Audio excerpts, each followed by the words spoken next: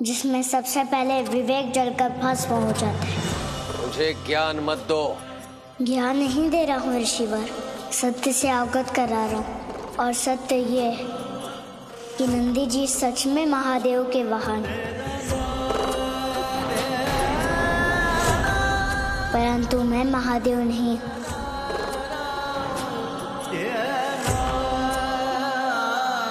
तुम चाहे जो भी हो, परंतु हो तो शैव मत को मानने वाले ही। अंततः यही कटु सत्य है। इसलिए तुम्हें अंतिम चेतावनी दे रहा हूं मैं। एक प्रहर के भीतर इस देवी क्षेत्र को छोड़कर यहां से चले जाओ, अन्यथा देवी सेना बलपूर्वक तुम्हें उठाकर इस क्षेत्र से बाहर फेंक देगी। और हां, दोबारा मेरे आश्रम में अनाधिकार प्रवेश करने की चेष्टा मत करना। इस बार बालक समझकर छोड़ रहा हूं, परंतु तब संभवतः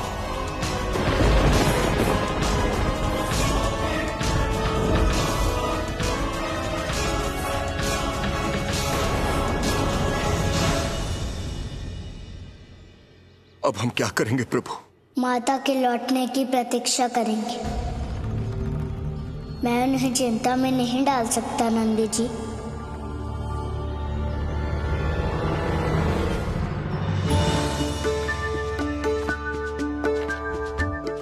चिंता मत कीजिए माता, हम माता अदिति के दिए हुए इस उपहार को सुरक्षित आपके घर पहुंचा देंगी। मुझे तो समझ ही नहीं आया, देव माता अदिति ने मुझे इतने बहुमूल्य उपहार क्यों दे दिए? हम तो कोई सांसारिक गृहस्थ नहीं हैं। किंतु ये भी सत्य है कि जब उन्होंने दिया है तो व्यर्थ नहीं दिया होगा। अवश्य आने वाले समय में इसकी सार्थकता सिद्ध होगी। भविष्य को बांचना बहुत ही कठिन है।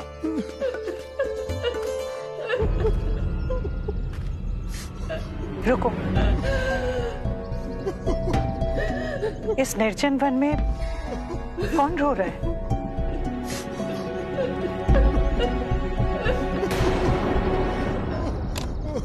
भय उत्पन्न करो। बिना भय उत्पन्न किए वे दोनों हठधर्मी पलायन नहीं करेंगे। कुछ सैनिकों को भेजो उन्हें भयभीत करने के लिए। क्षमा करें ऋषिवर, ये इतना सहज नहीं है। उनके पास मायावी शक्तियां हैं। कुछ सैनिक पर्याप्त नहीं होंगे, हमें वृहद सैन्य दल भेजना होगा। ऋषिवर, उसकी मायावी शक्तियों का प्रभाव हम देख चुके हैं। कड़ी सुरक्षा के उपरांत भी वो आश्रम में प्रवेश कर गया। देवी कात्यायनी के कक्ष की खिड़की की दीवार को उसने ध्वस्त कर दिया और हम उसे पकड़ नहीं पाए। क्या इस सब के उपरांत भी आपको नहीं लगता कि हमें उसे पकड़ने के लिए वृहद सैन्य दल की आवश्यकता पड़ेगी?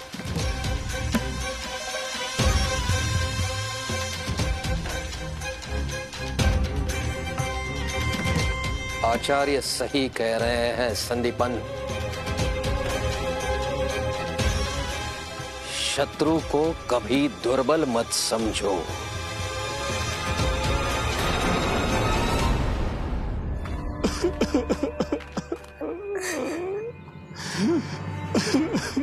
स्वामी, विद्याधर जी, सुलोचना, आप लोग इस वन में क्या कर रहे हैं? प्रणाम आचार्य। विद्याधर जी, आप रो क्यों रहे? आप यहाँ कैसे?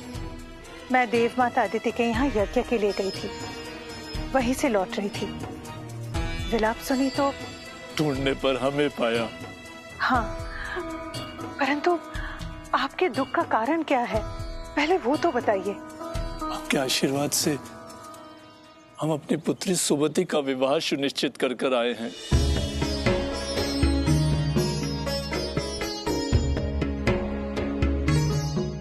ये तो बहुत ही शुभ समाचार है। परंतु आचार्य।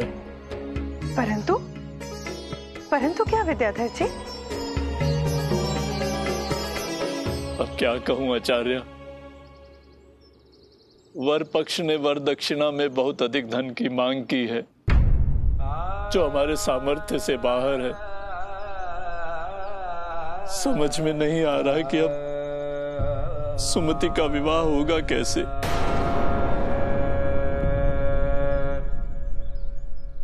विद्याधर जी, आप चिंता मत कीजिए। सुमति का विवाह धूमधाम से होगा। जितना धन चाहिए मिल जाएगा।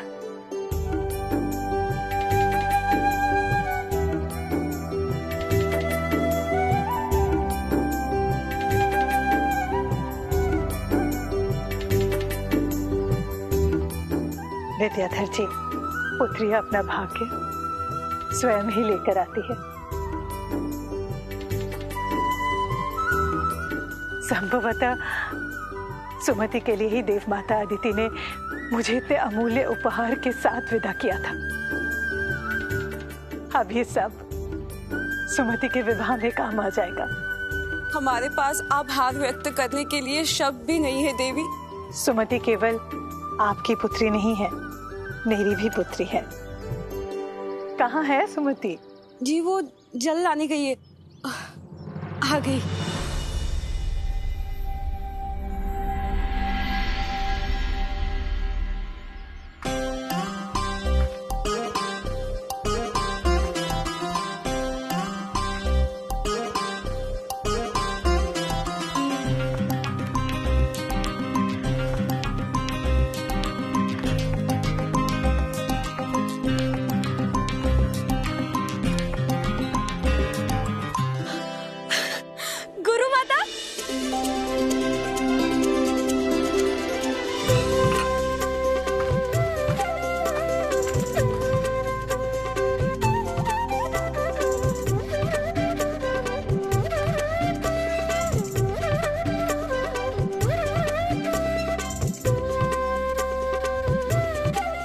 बिल्कुल धरा का चंद्र हो तुम। किसी की बुरी दृष्टि ना लगे।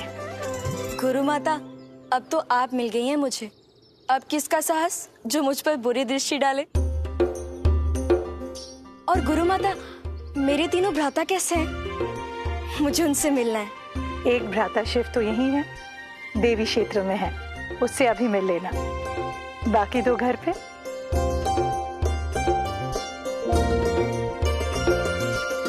प्रस्थान करते हैं? हाँ अवश्य। चलो सुमति।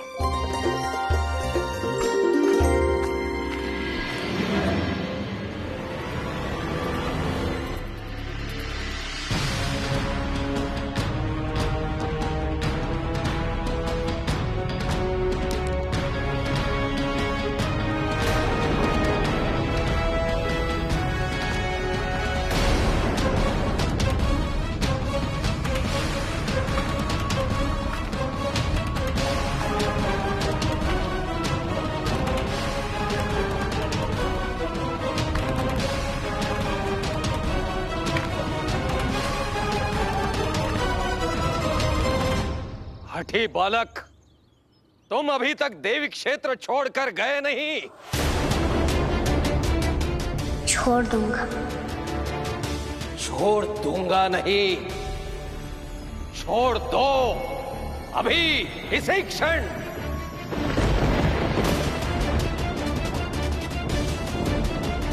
मेरी दृष्टि से दूर चले जाओ, अन्यथा मुझे देवी सेना को आक्रमण का आदेश देना होगा। तो आदेश देकर देखिए ऋषिवर।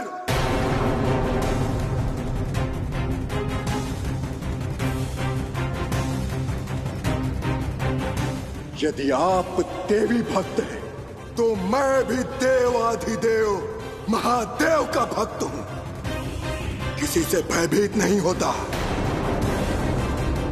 अब यदि आपने मेरे प्रभु के लिए अमर्यादित भाषा का प्रयोग किया तो अधिक